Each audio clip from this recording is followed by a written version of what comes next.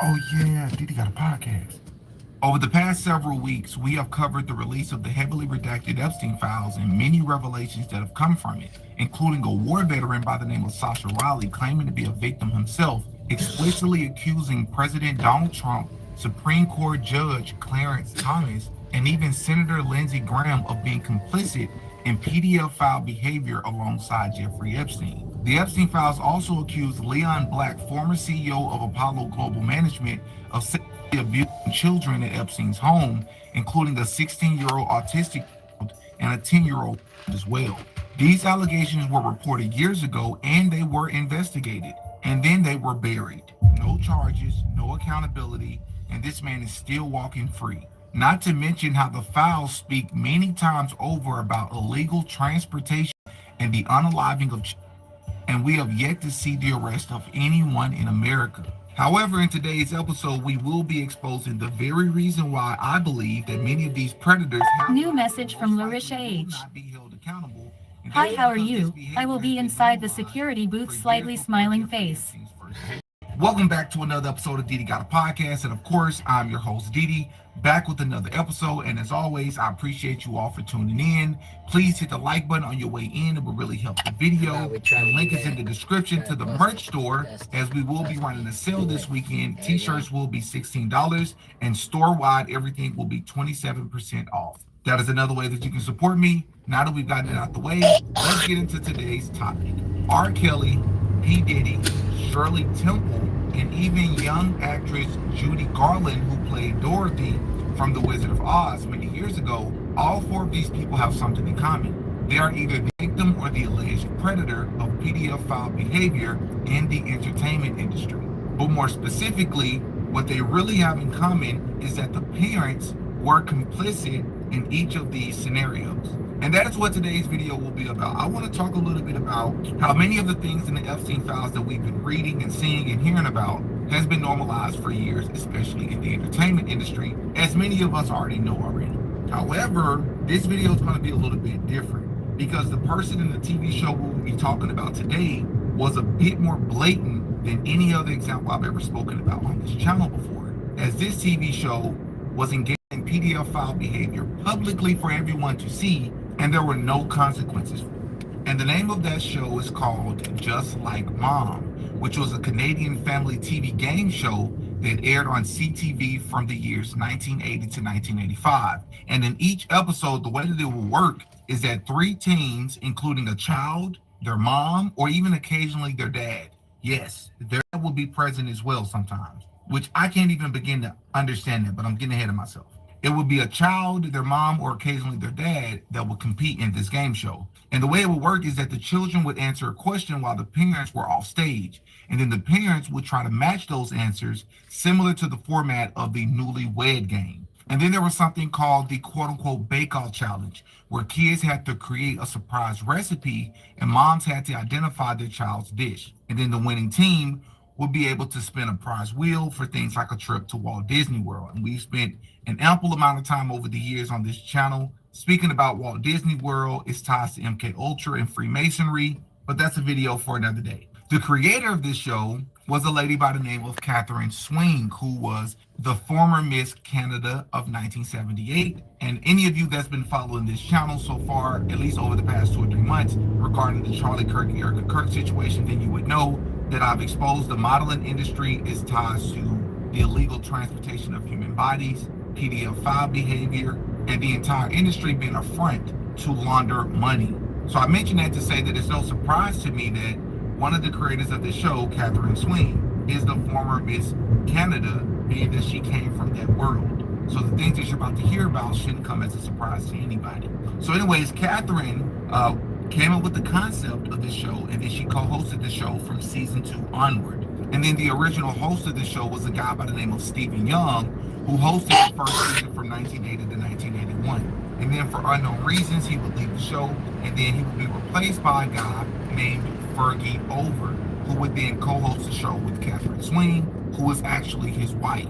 And they would co-host the show from 1981 to 1985. Now, I want to make sure that I emphasize before I show you these clips that everything I'm about to show you was not only normalized, but it was accepted and applauded by the audience. And to this day, there has been no consequences and no accountability from any adult on this game show. Because in many of these clips, you will see that Fergie Over often asks young female contestants, mostly girls under puberty age, for kisses on the lips during the program. And many times they even told them, no, not that it matters, right? Because it was inappropriate, it was pedophile behavior, it was creepy, it was predatory, it was out of bounds. Somebody should have stopped them, somebody should have said something, but no one ever stopped this guy. And I want to emphasize that there were over 600 episodes in 5 years with more than 1,800 children that guest appeared on this show. And you can see that many times the children were very uncomfortable as he placed his hand on their back, sometimes in their lap, but you couldn't really see exactly where he was placing his hand because the podium was in the way.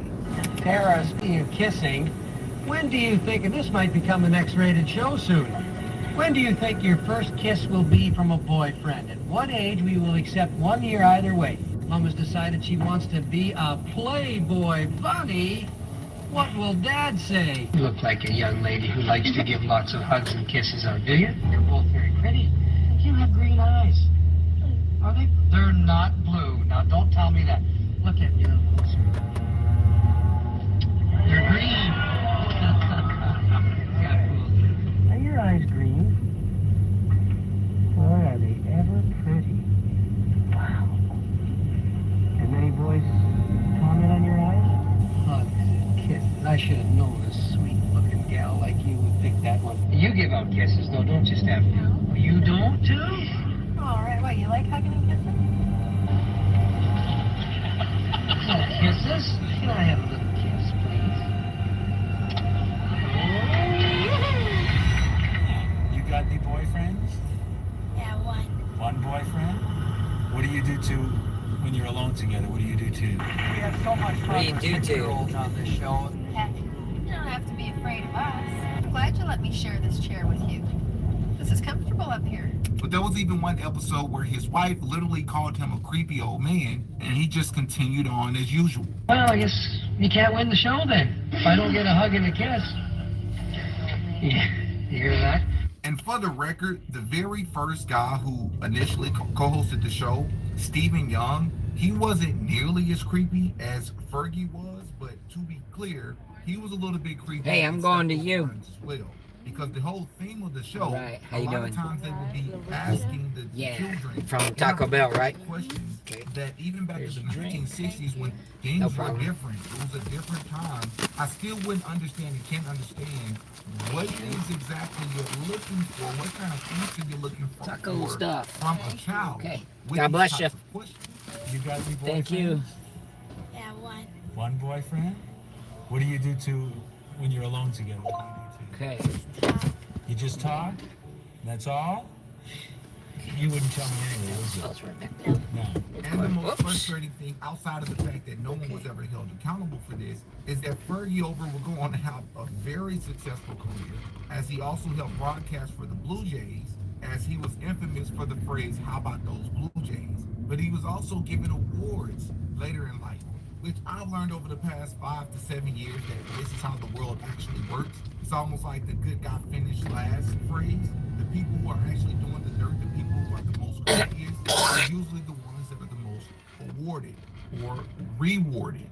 And to make matters even worse, they've even re-aired the show, or another version of the show. I believe it's called Just Like Mom and Dad. But I want people to understand why something like this would not only be normalized, but celebrated. And I believe this is because in the early 1980s, part of the reason that this sort of inappropriate behavior was considered the standard is because of a guy by the name of Richard Dawson, who hosted Family Feud, because he would regularly kiss contestants, even adults, on the cheek or the lips as a regular part of the show.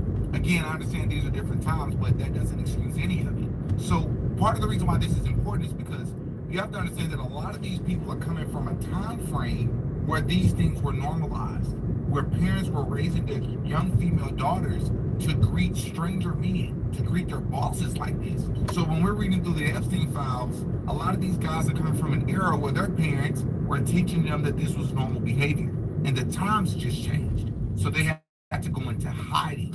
That's part of what I believe has taken place. All right. So you all have in the comment section, did you all know about this game show? Was there something that I left out? Do you know people that lived during that time frame that normalized this behavior? Hop in the comment section. Give me your thoughts. Pray for everybody mentioned in this video. I'm Idris. I go by Didi. I'll catch you all in the next one. Peace.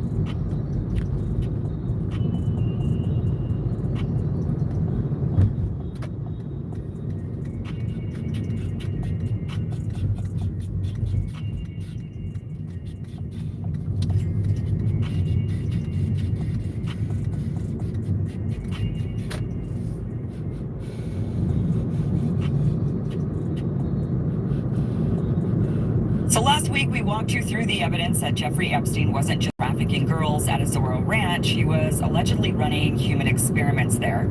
Designer babies, cloning, a baby farm to seed the human race with his DNA. Well, tonight we're going even darker. We're going to look at the case of 2 girls allegedly murdered and buried near Zorro Ranch. And then we're going to ask a question nobody in law enforcement seems interested in. Is Jeffrey Epstein connected to one of America's most disturbing unsolved serial killings, the Bone Collector murder on the West Mesa? But first, here's an update, because since our last segment, a sitting New Mexico lawmaker has come forward with new claims that sound exactly like what you'd expect from a black budget human lab. New Mexico State Representative Andrea Romero told the Daily Mail, quote, "We have people coming forward saying they were drugged, had sex organs and sperm harvested from their bodies, and woke up around medical equipment not knowing where they were or what happened to them." Okay, that's strange. Beyond strange. I mean, these are alleged Zorro Ranch victims saying they were drugged, woke up around medical equipment, they were missing sex organs and sperm. In fact, our interview yesterday with Epstein victim Juliet Bryant, she said she herself also woke up in a lab, groggy, and believes her eggs were harvested. So these people are not describing a luxury getaway in the middle of the desert. They're describing what sounds like is a secret medical facility for human experimentation, kind of like what the emails about designer babies and cloning suggested. But that's not the only horror story coming out of this ranch. The same article and the newly released Epstein files point to an anonymous tip claiming that girls were strangled to death during rough sex and buried in the hills outside Zorro Ranch. So now we're not just talking about trafficking or experiments, we're talking about possible homicides, and maybe even, as I'm going to show you, maybe even a serial killer. So just months after Epstein died, New Mexico radio host and mayoral candidate Eddie Argonne received this email. Now the subject line is confidential Jeffrey Epstein, and the sender claims to be a former staffer at Zorro Ranch, saying, quote, "Edward, this is sensitive, so it will be the first and last email depending on your discretion. You can choose to take it or trash it, but this comes from a person that has been there and seen it all as a former staff at the Zorro. The material below was taken from Jeffrey Epstein's home as my insurance in case of future litigation against Epstein. Sorry, no questions." So this is someone who says they worked at the ranch, stole material as an insurance policy, but then they dropped the bomb. Seen it all. And, quote, "Did you know somewhere in the hills outside the Zorro, 2 foreign girls were buried on orders of Jeffrey and Madam G? So both died by death by strangulation during rough fetish sex, he says. Actually, he literally says that in the email, saying that it was during rough fetish sex. That's how they died. They were strangled to death and then buried somewhere. So you've got 2 foreign girls buried in the hills on the orders of Jeffrey and Madam G, which is Ghislaine Maxwell. Both died of strangulation during rough fetish sex. Then they list 7 video links in the email with descriptions: sex video with a minor, threesomes again, underage girl, another video titled underage girl, another video titled underage girl, but this time labeled rape fantasy video.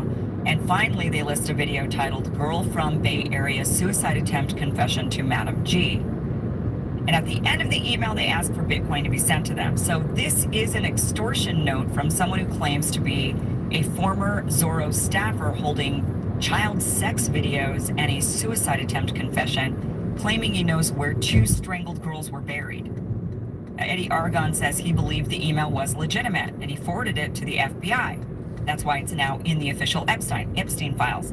And from that moment on, he's been begging for a real investigation of Zorro Ranch and the surrounding hills. But so far, nothing. After Epstein was arrested in July of 2019, a retired local law enforcement officer contacted the FBI. Now, he lived near one of Epstein's properties in New Mexico, a property tied to the Zorro Ranch complex.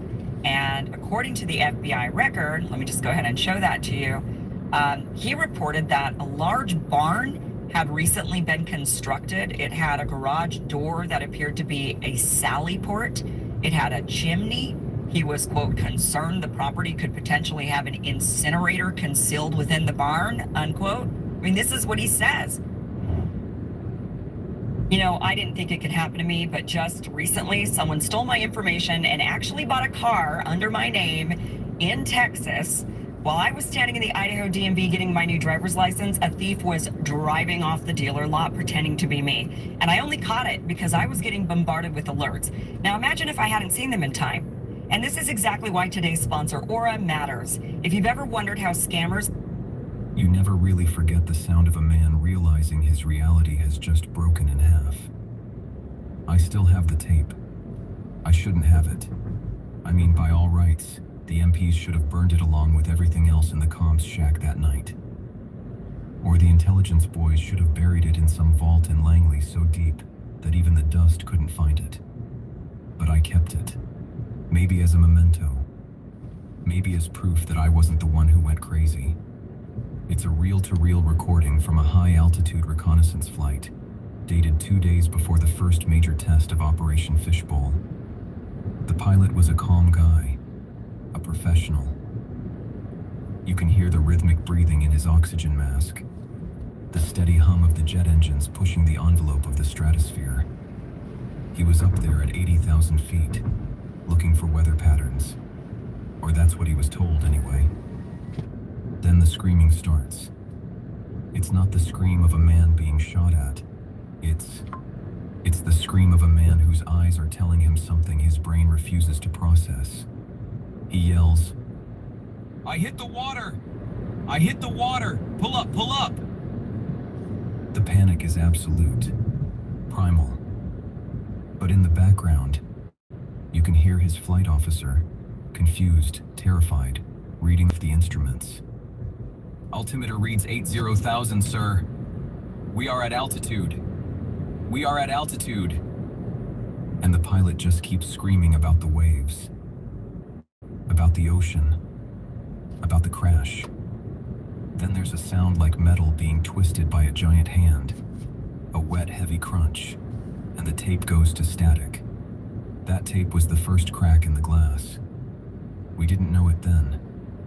We thought it was hypoxia, or an instrument failure, or maybe the pilot just cracked under the pressure of the mission.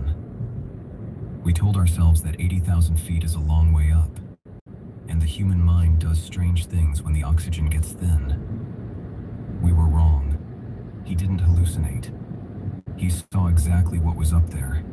He just didn't have the words for it. None of us did. Not until we tried to blow a hole through it. My name is Elias. Back in 1962, I was a specialist 4th class in the United States Army. attached to Joint Task Force 8. My official job title was Radar and Telemetry Operator, which sounds impressive, but mostly meant I spent 12 hours a day staring at a glowing green cathode ray tube in a concrete bunker that smelled like ozone and stale coffee. We were stationed on Johnston Atoll. If you look it up on a map, it's barely a speck in the North Pacific, hundreds of miles from anything that could be called civilization. It wasn't an island, really. It was a stationary aircraft carrier made of coral and concrete, expanded by the Navy until it was just wide enough to hold a runway, a few barracks, and the massive launch pads for the Thor missiles. The place felt wrong from the moment the transport plane touched down. It wasn't just the heat, though the heat was a physical weight that sat on your chest from sunrise to sunset. It was the light.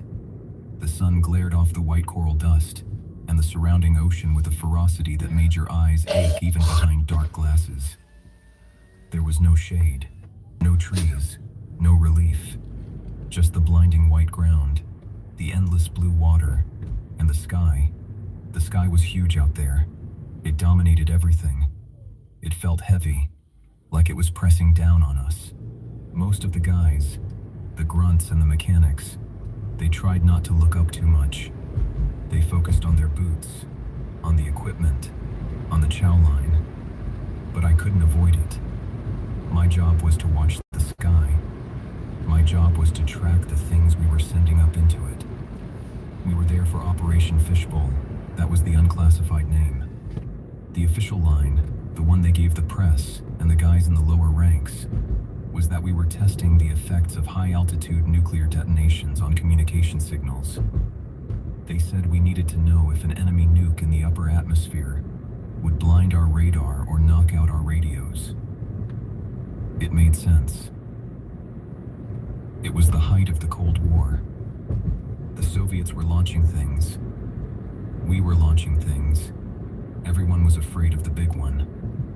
So firing a nuclear warhead on top of a Thor missile straight up into the ionosphere seemed like a logical, if terrifying, next step in the arms race.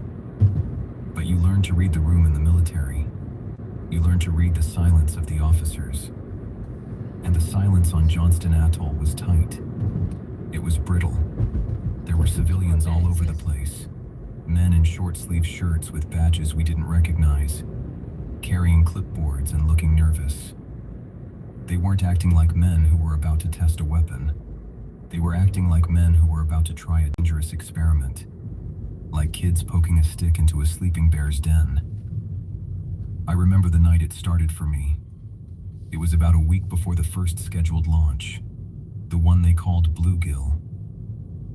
I was pulling a graveyard shift in the telemetry bunker, running calibration tests on the long-range tracking radar. The bunker was my sanctuary. It was air-conditioned to protect the massive banks of vacuum tubes and computers, keeping the temperature a cool 65 degrees while the world outside baked. The hum of the cooling fans was a constant white noise that usually helped me focus. Alone in the control room. The other operator, a kid named Henderson, had slipped out to grab a smoke and probably wouldn't be back for 20 minutes. I was bored, so I decided to run a vertical sweep. Usually, radar looks out towards the horizon, searching for incoming planes or ships. But our gear was modified to track rockets going straight up. Millie P says, need a door. Please do. Please do not what? Millie P says, need a door. Please do not sit my food on the ground. That's not food. But okay.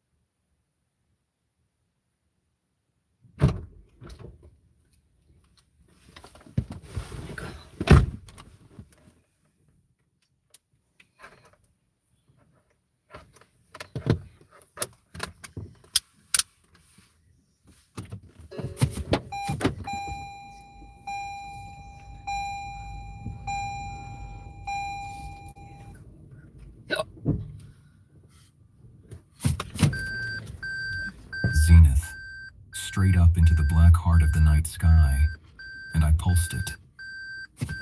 Radar is simple in principle. You send out a radio wave. It hits something, metal, rain, a plane, and it bounces back. The time it takes to return tells you how far away the object is. If you point it at empty space, you shouldn't get a return. The wave should just keep going forever, fading out into the void of the universe. I watched the scope. The sweep line spun around, glowing soft green. I waited for the empty silence of space. Ping. A hard, bright dot appeared on the screen. I frowned and adjusted. Head west on Benidorm Court. Maybe it was a satellite. Take your next left onto Creel Road. It had been up for a few years, and there was enough junk in orbit that maybe I caught a Turn left onto Creel Road. I checked the range. 250 miles. Low Earth orbit. I waited for it to move, to track across the screen like a satellite would. It didn't move. It sat there, perfectly stationary. Must be a ghost, I muttered to myself. A ghost echo happens when the signal bounces off a cloud layer or an atmospheric inversion. But this return was too strong.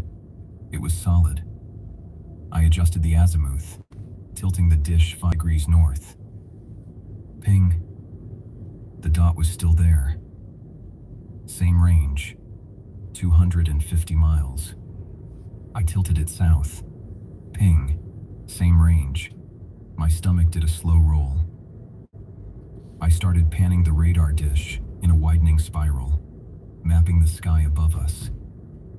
Everywhere I pointed, I got a return, and not just random noise. I was getting a return at the exact same altitude every single time. It wasn't a single object. It was a layer, a shell. At the next light, turn right. The sweat suddenly cold on my neck despite the air conditioning. According to my scope, there wasn't any empty space above Johnston Atoll.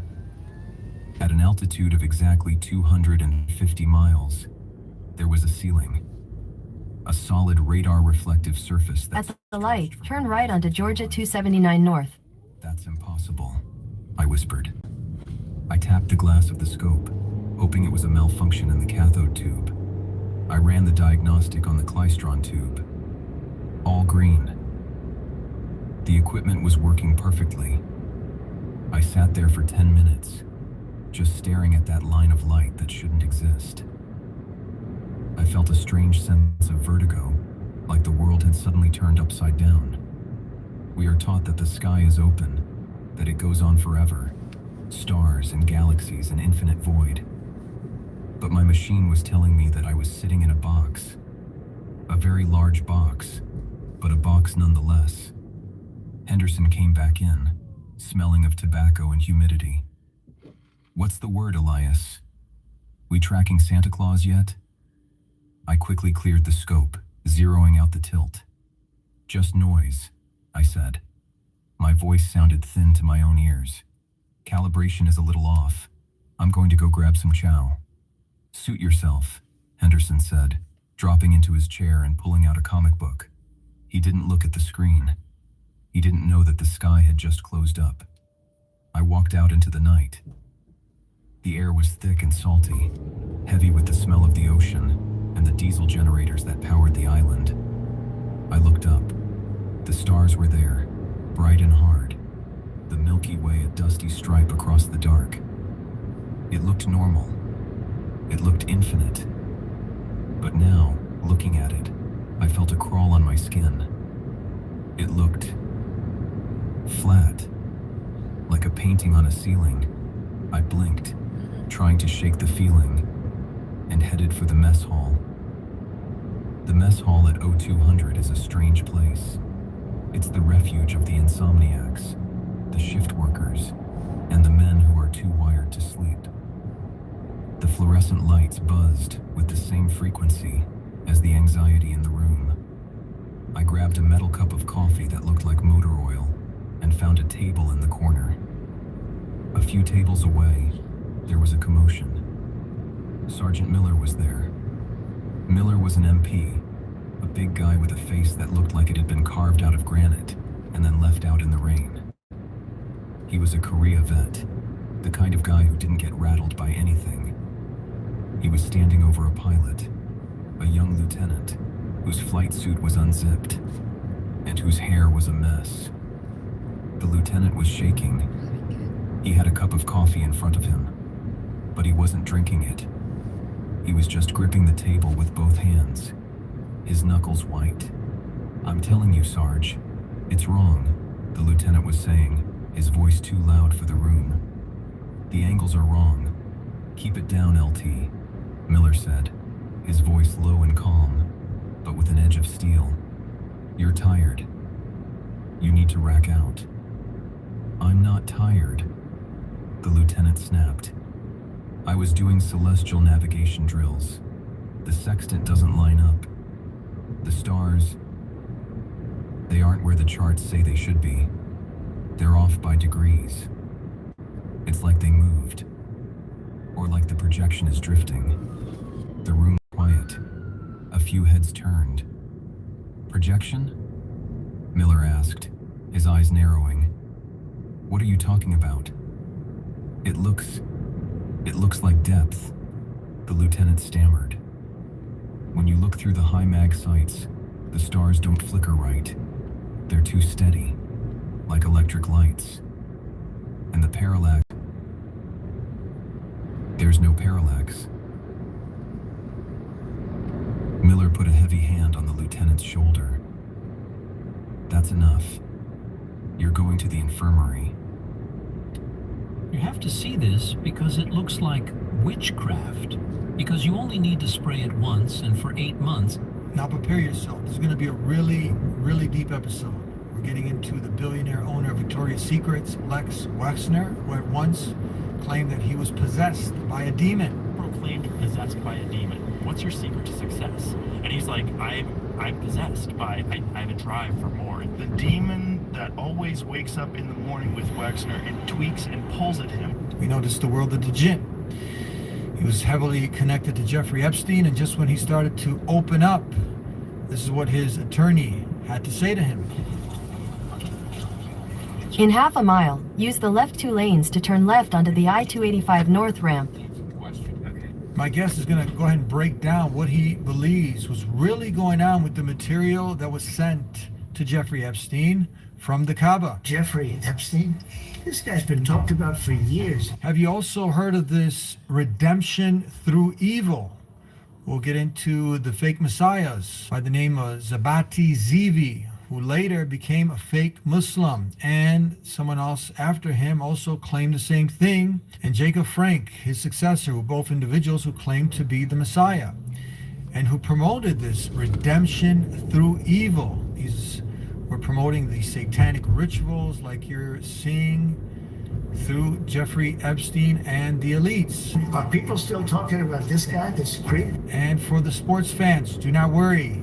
We've got something for you also. We'll be also discussing LeBron James. Defense. What message would you like to send for Israel? Kevin Durant, and much more on this exciting episode of The Dean Show. But they've invited me, and I've said, "Oh, we come."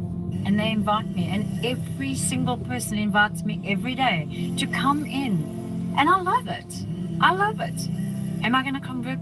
Probably. Probably. My husband? Probably, yes. We need your support. Donate right now. Help us to finish and help us to get open.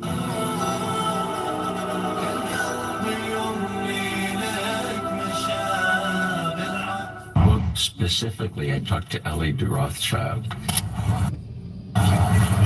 For any human being on this planet, nobody. There's upsides to children. Yes, there's upsides to it. What message would you like to send for? Use the left 2 lanes to turn left onto the I-285 North ramp. In the state of Israel are Ashkenazi from Europe, and they're not Semitic. To go looking into this, you look at this was a pagan guy. It's mentioned in the Quran, actually. I think he's a disgraceful, dishonorable person. Tends to be a radical. I think Malcolm X would spit in his face. These guys are investing in companies that sustain the occupation. They help, he does a Nazi salute, They didn't try to cancel Elon Musk because Elon Musk is their puppet and he's the fabric of the Kaaba. And I was telling you about as if you logged in Jeffrey Epstein's Gmail and you were looking at the files. But here, redemption through sin. This is actually, you're going to do sin. Many of the soldiers going into Gaza, they wear he's faking his Islamic beliefs on the outside, but inwardly, he's actually continuing to practice his beliefs. Fake Muslim. Assalamu alaikum. With me, we have Ahmed from Propaganda Inc. Yeah, Propaganda Inc. How are you? How are you doing, Ahmed? It's been a while. I'm doing well. Thank you for having me, brother. It's good to see you again. How's your Ramadan going? Alhamdulillah, not bad. You hungry? No, actually, not yet? Not at all. It's going good? Yeah, it's going very good. How about you? Yeah, I was, when you start getting into it, yesterday I had a little bit of headache. Yeah, the caffeine withdrawal? No, I don't you don't do any caffeine? Do you want to see your house or any other place through satellites outside the Earth? That means if there is a car, a tree, or an animal, you can see it. Tonight, while you are watching this video, the moon is turning red over America. Look outside your window. That crimson sky is not a weather event. It is a biblical sign that was written down 3,000 years ago, word for word in the book of Joel. And at this very same moment, the ancient land of Persia is engulfed in a military operation that is reshaping the entire Middle East overnight. The sky is speaking, the earth is shaking, and the Bible says there is a people, a specific people who hold the key to what happens next. This is not politics. This is not astronomy. Continue for a quarter mile. In a quarter mile, use the right 2 lanes to turn slightly right onto the I-285 North ramp to Birmingham, Chattanooga. We'll connect tonight's blood-red sky to an ancient promise about a people whose awakening unlocks the final chapter. Do not skip ahead, nor every layer of evidence builds upon the last. Stay with me from beginning to end, because after tonight, you will never look at the sky, the news, or yourself the same way again. But first, let me show you what the prophet Joel saw when he looked up at a night exactly like this one. 3,000 years ago, a Hebrew prophet named Joel looked into the future and described a night that would change everything. He did not see it in a dream. He did not imagine it as poetry. He received it as a direct transmission from the Most High. And what he wrote in Joel chapter 2, verses 30 and 31, should make every person watching this video right now stop breathing for a moment. He wrote, "I will show wonders in the heavens and on the earth. The sun shall be turned into darkness, and the moon into blood, before the great and terrible day of the Lord come. The moon into blood. Not pink, not orange, not a gentle glow. Blood. The Hebrew word here is dam. It is the same word used for the blood of sacrifice. The same word used for the blood on the doorposts in Egypt when the angel of judgment passed over. Joel was not describing a pretty astronomical event. He was describing a signal, a divine alarm, a flare fired into the heavens by the hand of God himself to warn a specific people that the timeline has shifted. And tonight, March 2nd into March 3rd, 2026, that exact phenomenon is happening over America, a total lunar eclipse. The moon passing fully into the shadow of the earth and turning deep crimson red. Visible across North America, the Pacific, and parts of Asia. Billions of people can look up and see it. But how many of them know what they are actually looking at? Let me ask you something. Why do you think the news anchors will talk about the science of light refraction and never once mention Joel, chapter 2? Why will they explain the geometry of the Earth's shadow and skip right over the fact the Bible specifically named this sign as a prophetic marker? Why will they call it a celestial event and never call it what Scripture calls it, a wonder in the heavens? Because if they told you what it really was, you would stop looking at them for answers and start looking at the book. And that terrifies every system that profits from your ignorance. Now here is what makes tonight different from every other blood moon in recent memory.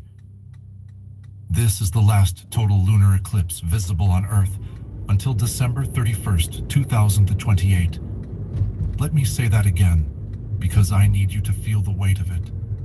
After tonight, the heavens go quiet for almost 3 years. No more blood moons, no more total lunar eclipses. Nearly 3 years of silence in the sky. And if you know your Bible, you know that the number 3 is not random in Scripture. Jesus was in the ground for 3 days before resurrection. Jonah was in the belly of the great fish for 3 days before deliverance. Elijah prayed 3 times before the rain came. Paul was without sight for 3 days before his calling was confirmed. 3 is the number of completion. 3 is the number that separates the waiting from the fulfillment. So what does it mean when God lights the last blood moon over America and then goes silent for 3 years? It means tonight is not just a sign. It is the last sign before a period of preparation. It is the final alarm before the quiet. It is heaven saying, I am showing you this one more time. Pay attention, because the next time I speak this loudly, everything will have changed. This is not conspiracy. This is documented astronomy, confirmed by NASA, confirmed by every observatory on the planet, laid directly on top of documented biblical What does a blood moon mean? prophecy, written in Joel, confirmed by the Apostle Peter in Acts chapter 2. This happens when the Earth goes between the sun and moon, making the moon appear reddish-orange, because Earth's atmosphere scatters sunlight. What does a blood moon mean for Israel? In Jewish tradition, a blood moon, which is a total lunar eclipse, is seen as a major sign of change for Israel, potentially indicating end times. It's also seen as a warning for Israel's enemies, suggesting possible war or their downfall. Now you know why they did it.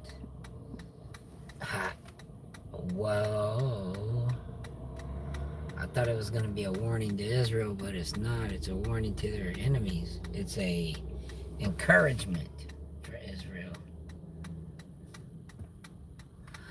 Was there a blood moon on March the 1st, 2026? Was there a blood moon on March the 1st, 2026, or March the 2nd, 2026? According to Earth Sky, on March 2 to 3, the moon slipped into Earth's shadow and transformed into a stunning copper-red orb. So yes,